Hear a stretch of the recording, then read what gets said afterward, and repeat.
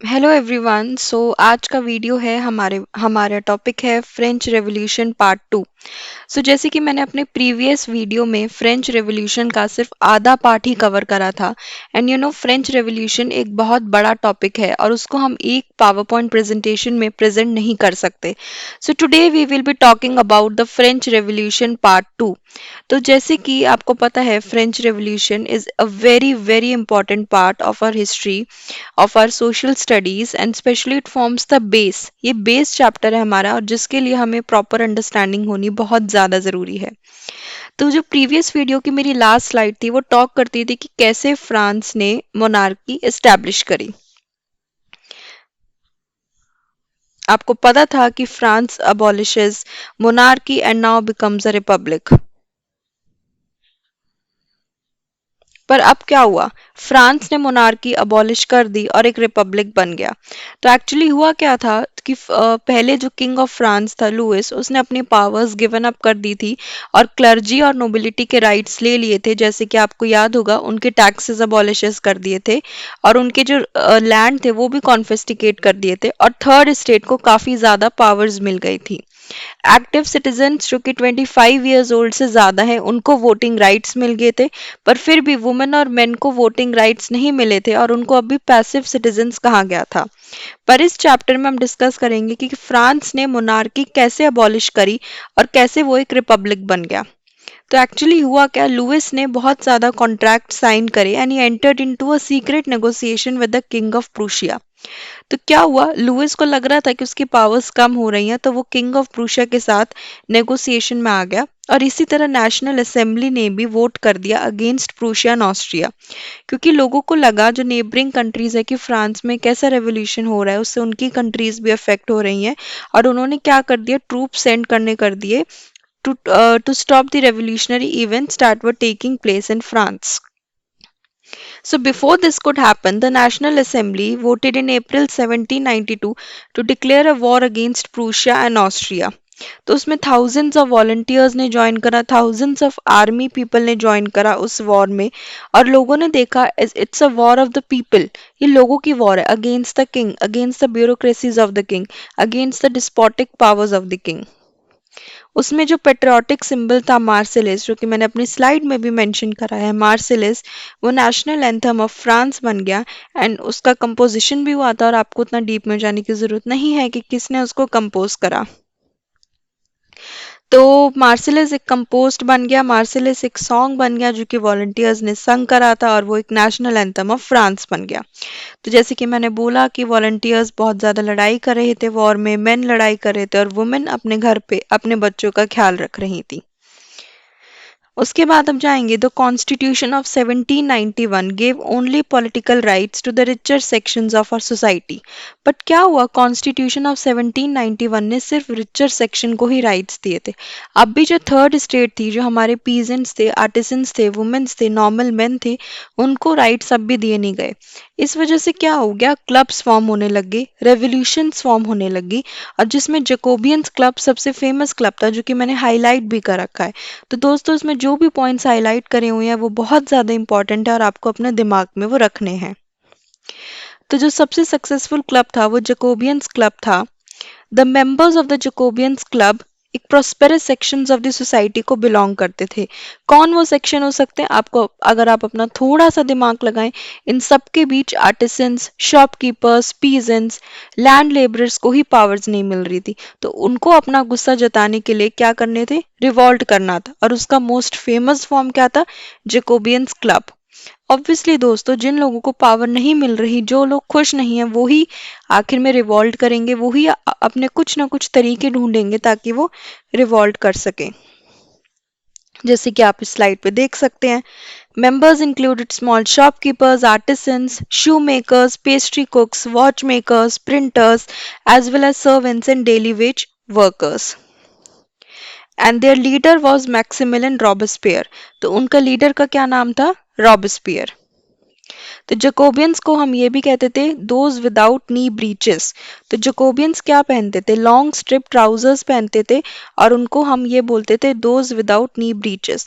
तो उनका ये लिटरल मीनिंग था दोज विदाउट नी ब्रीचेस। उसके बाद में in the summer of 1792 Jacobians ने एक रिवॉल्ट प्लान करा against a large number of people of France who were angered by the short supplies and the high prices of food. Obviously सारी powers rich section को दी गई, basic supplies की price बहुत ज़्यादा बढ़ गए, डिमांड ज़्यादा बढ़ गई, पर सप्लाई उतनी हो नहीं रही थी, तो उस वजह से उन्होंने रिवॉल्ट शुरू करा। तो उन्होंने पैलेस ऑफ टिलरीज को किंग हॉस्टेज के लिए करा, उस पे सेवरल आवर्स वो इकट्ठे होते गए, उन्होंने बहुत ज़्यादा रिवॉल्ट करा, उन्होंने पैलेसेस को स्टॉर्म करा, किंग्स के गार्ड को मारा और अपने आप को भी वो काफ़ी देर तक मतलब रिवॉल्ट में वो लोग लगे रहे। उसके बाद क्या हुआ, assembly voted to imprison the royal family, उसके बाद इलेक्शंस हुए। उसके बाद से इन सारी रिवॉल्ट के बाद से जो वोटिंग राइट्स थे वो चेंज हो गए। पहले वोटिंग राइट्स थे जो 25 साल के ऊपर के लोग हैं और वो भी सिर्फ मेन, जिनकी वेजेस 3 days ऑफ लेबरर्स के बराबर है, उनको ही राइट्स मिलेंगे। पर अब elections were held and all men of 21 years and above got the right to vote. Monarchy was abolished on 21st September and Lewis को finally कोर्ट ने सेंटेंस कर दिया on the charge of treason. Treason क्यों? Because he entered into secret negotiations with the king of Prussia.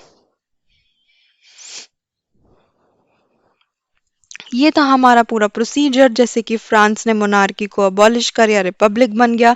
Monarchy को इसलिए abolish करा क्योंकि उसमें रिचर सेक्शन को ही राइट्स दिए गए थे। थर्ड सेक्शन या फिर हमारे जिसको हम कहते हैं शॉपकीपर्स, आर्टिसंस, इनको कोई राइट्स नहीं दिए गए थे। इसके लिए जैकोबियंस क्लब का फॉर्मेशन हुआ। जैकोबियंस क्लब बहुत ज़्यादा फेमस हुआ, बहुत ज़्यादा सक्सेसफुल हुआ। उसको इस नाम से भी बोला जाता था। जैकोबियंस क्लब ने बहुत ज़्यादा रिवॉल्ट करा, बहुत ज़्यादा लड़ाई दंगे करे, तब जाके उनको ये राइट्स मिले और अब हर एक पूरे ही मतलब सारे ही मेन को जो भी 21 साल से अबव है उनको राइट टू वोट दिया गया। फाइनली फ्रांस एक रिपब्लिक देश हो गया और लुइस को कोर्ट ने डेथ बाय सेंटेंस कर दिया गया। वो इसलिए कर दिया गया क्योंकि Louis had entered into secret negotiations with the king of Prussia और इसलिए ही नेशनल असेंबली ने वॉर डिक्लेयर कर दी थी अगेंस्ट प्रूशिया एंड रशिया। इसमें आपको ये भी याद रखना पड़ेगा कि Marseillaise became the national anthem of France. उसके बाद जो कि बहुत इंपॉर्टेंट टॉपिक है और मैंने उसके फर्स्ट पॉइंट को हाईलाइट कर रखा है, रेन ऑफ टेरर। तो रॉबेस्पियर, आपको याद होगा रॉबेस्पियर मैंने नाम जिक्र करा था, he was the leader of the Jacobians club. The period from 1793 to 1794 is referred to as Reign of Terror, as Robespierre followed a policy of severe control and punishment. All his enemies, ex-nobles, clergy, members of other political parties, even members of his own party who did not agree with his methods were arrested, imprisoned and guillotinized. तो जो भी Robespierre के method से agree नहीं करता था, जिनको भी रॉबेस्पियर के मेथड पसंद नहीं थे, उनको वो सब क्या करते थे, जेल में बंद कर देते थे, इम्प्रिजन करते थे, उनको हथौड़े मारते थे या फिर उनको क्या करते थे, सेंटेंस कर दिया करते थे। तो ये रेन ऑफ टेरर, टेरर मतलब कि डर का पीरियड, जिसमें आप अपने फ्रीडम से कुछ भी नहीं कर सकते, जिसमें आपके पास कोई भी फ्रीडम ऑफ स्पीच नहीं है, फ्रीडम ऑफ राइट नहीं है।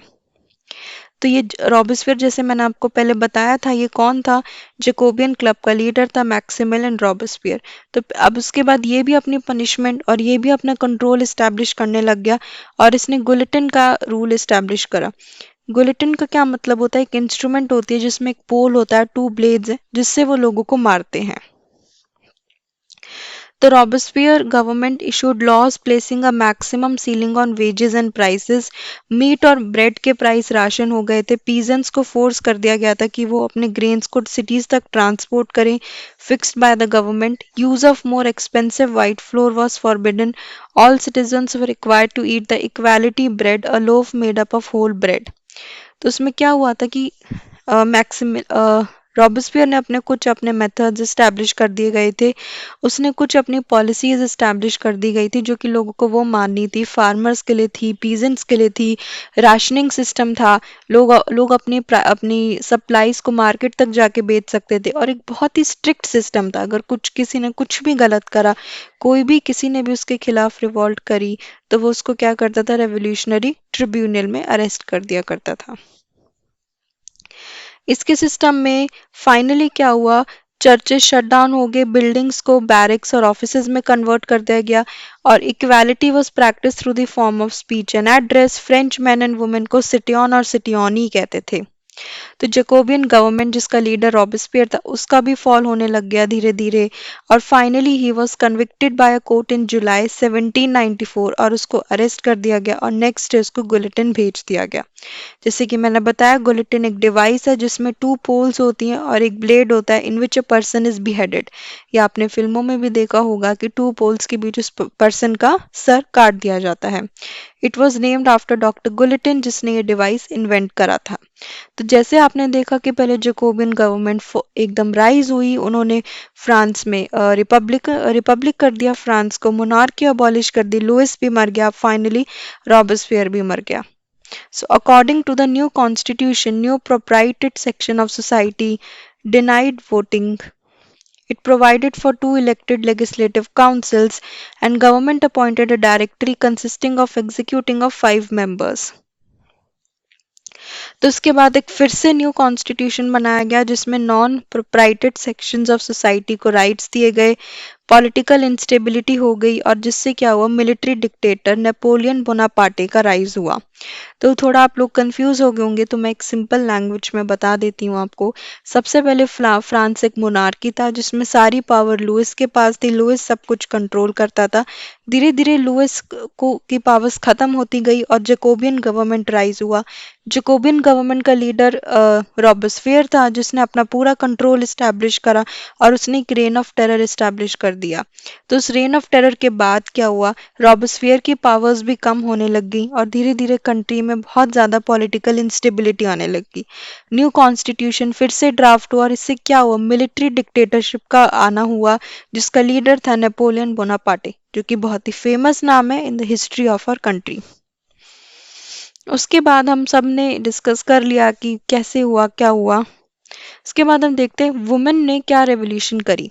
तो वुमेन शुरू से ही एक्टिव पार्टिसिपेंट्स थी। वुमेन चाहे वॉर में ना जाती हों पर वो फिर भी वो काफ़ी ज़्यादा अवेयर रहती थी।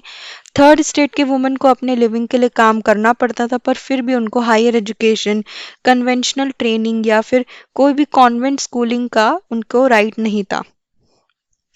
वो होप करती थी कि their involvement would pressurise the revolutionary government to introduce measures to improve their life, and most women of the third estate had to work for a living as laundress, sellers, domestic servants in the houses of prosperous people.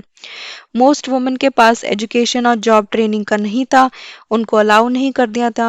और to discuss and voice their interest, women ने क्या करना शुरू कर दिया, अपने political club शुरू कर दिए, बुक्स लिखनी शुरू कर दी और न्यूज़पेपर्स लिखने शुरू कर दिए। The Society of Revolutionary and Republican Women was the most famous of them. Society of Revolutionary and Republican Women was one of the most famous women's club. आप इस स्लाइड के थ्रू जाएंगे तो आपको ये नाम याद रखना पड़ेगा। उन्होंने पॉलिटिकल राइट्स डिमांड करे कि उनको भी राइट टू वोट होना चाहिए। हमेशा मेन ही क्यों राइट को वोट करें, उनको भी राइट टू वोट होना चाहिए। उन्होंने स्कूलिंग इंट्रोड्यूस करी, डाइवोर्स इंट्रोड्यूस करा और ऐसे बहुत बहुत मेजर्स करे जिससे वुमेन को बहुत ज़्यादा बेनिफिट होगा।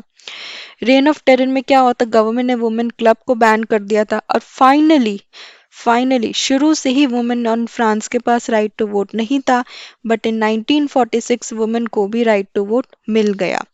Finally after so much of hazard, after so much of revolution, after so much of Jacobin government, Louis government, उनको राइट टू वोट मिल गया।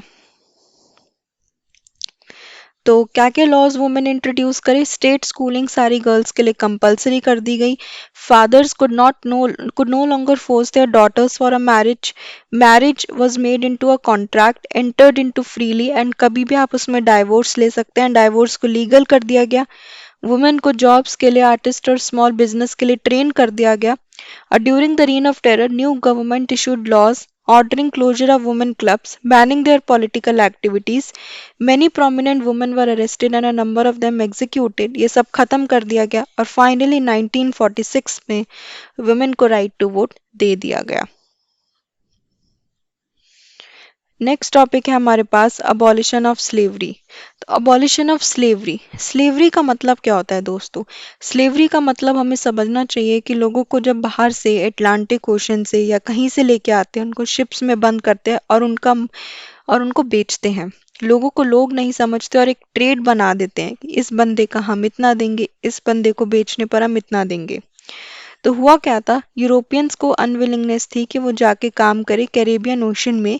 तो उन्होंने क्या कर दिया, टोबैको, इंडिको, शुगर, कॉफ़ी की सप्लाईज शुरू कर दी। French merchants sailed from their ports to African coast where they bought slaves from local chieftain. Branded in shekels, slaves were packed tightly into ships for 3 month long voyage to the Atlantic to Caribbean. उन owners को या उन slaves को sold कर दिया था plantation owners पे, ताकि वो लेबर की डिमांड मीट करें। उनको कोई खाना पीना नहीं दिया जाता था, उनको अच्छी तरह रहने का जगह नहीं दी जाती थी, बस उनका ट्रेड कर दिया जाता था, एक जगह से दूसरी जगह, दूसरी जगह से तीसरी जगह। Port cities such as Bordeaux and Nantes owe their economic prosperity to flourishing slave trade. Finally, Jacobean government ने 1794 में slave trade को abolish कर दिया। ठीक है, तो इसमें आप देख सकते हैं कि in 1794 convention legislated to free all slave in the French overseas, but Napoleon ने आते ही इस स्लेवरी को फिर से रीइंट्रोड्यूस कर दिया। तो जब हमारे पास आप देख सकते हैं रीन ऑफ टेरर था और जकोबियन गवर्नमेंट में रॉबेस्पियर थी, तो स्लेवरी को अबॉलिश कर दिया गया था। पर जब मिलिट्री डिक्टेटर नेपोलियन बोनापार्टे आया, उसने स्लेवरी ट्रेड को फिर से शुरू कर दिया, जो कि एक बहुत ही गलत मेजर था। उसके बाद हम चलते हैं कि रेवोल्यूशन और एवरीडे लाइफ में क्या है। मतलब कि अभी तक हमने पढ़ा कि फ्रांस कैसे मोनार्की थी, फिर कैसे रिपब्लिक बनी, वुमेन का क्या रोल था, जैकोबियन गवर्नमेंट का लीडर रॉबेस्पियर का क्या हुआ, लुइस किंग का क्या हुआ, कैसे उसको मारा गया, और कितने राइट्स थे, कितने वो थे एक्टिव सिटीजन्स में, पैसिव सिटीजन्स में। और अब हम पढ़ते हैं revolution and everyday life. Obviously इन सारे चेंजेस के बाद कंट्री में कितना कुछ बदलता है, कंट्री में लोगों का रहन सहन बदलता है। और अब फाइनली फ्रांस में मिलिट्री डिक्टेटर नेपोलियन बोनापार्टे आ गया था, जिसने स्लेवरी को फिर से रीइंट्रोड्यूस कर दिया था। तो after the end of reign of terror, मतलब रॉबेस्पियर के बाद डायरेक्टर पॉलिटिकल इंस्टेबिलिटी हो गई, नेपोलियन बोनापार्टे ने अपने आप को एम्परर ऑफ फ्रांस क्राउन कर दिया गया। He conquered many neighbouring countries and placed members of his family on the crown. Napoleon को लगा कि मैं यूरोप को मॉडर्नाइज करूंगा, मैं फ्रांस को ठीक करूंगा, और उसने बहुत ज्यादा लॉज इंट्रोड्यूस करे। तो ये तो नेपोलियन ने कौन कौन से लॉज इंट्रोड्यूस करे? Introduction of private property, uniform system of measures, जो मैंने लिखा है, introduced many laws, protection of private property, uniform system of weights, measures provided by decimal system. Many लोगों को लगा कि नेपोलियन एक लिबरेटर है जो फ्रीडम लाएगा, बट धीरे धीरे क्या हुआ, नेपोलियन एक मिलिट्री डिक्टेटर था जो कि सबको काबू में करने लग गया। अपनी वॉर्स में वो ज़्यादा मतलब रहता था। और फाइनली नेपोलियन को वॉर एट वाटरलू में 1815 में हरा दिया गया। तो ये आपको याद होना चाहिए कि नेपोलियन बोनापार्टे कब क्राउन हुआ था और नेपोलियन बोनापार्टे को कब डिफीट करा गया था।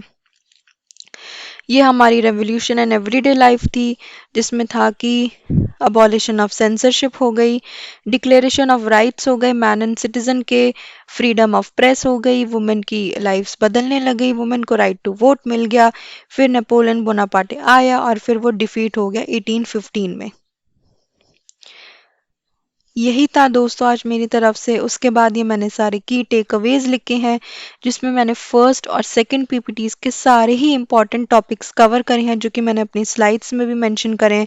फ्रेंच रेवोल्यूशन क्या था, प्रिजन ऑफ बैसिले, जैसे आपको याद होगा, फ्रेंच रेवोल्यूशन के कॉजेस क्या थे, social, economic, political, middle class का क्या रोल था, जिसमें 3 फिलोसोफर्स भी थे, मॉन्टेस्क्यू था, जॉन लॉक था और रूसो था। फ्रांस कैसे सोशल मोनार्की बना, फ्रांस ने फिर मोनार्की को अबॉलिश करा, रिपब्लिक बन गया, जिसमें जैक्यूज क्लब का बहुत मेन रोल था, लुइस मर गया और फिर रेन ऑफ टेरर मतलब रॉबेस्पियर का रोल आया। वुमेन की क्या थी, अबॉलिशन ऑफ स्लेवरी, जिसको नेपोलियन ने 10 साल बाद फिर शुरू कर दिया और उसको सबसे पहले अबॉलिश कर दिया था जैकोबियंस गवर्नमेंट ने। फिर रेवोल्यूशन एंड एवरीडे लाइफ, और लास्ट में कंक्लूजन कि कैसे नेपोलियन क्राउन हुआ था और कैसे नेपोलियन डिफीट हुआ था।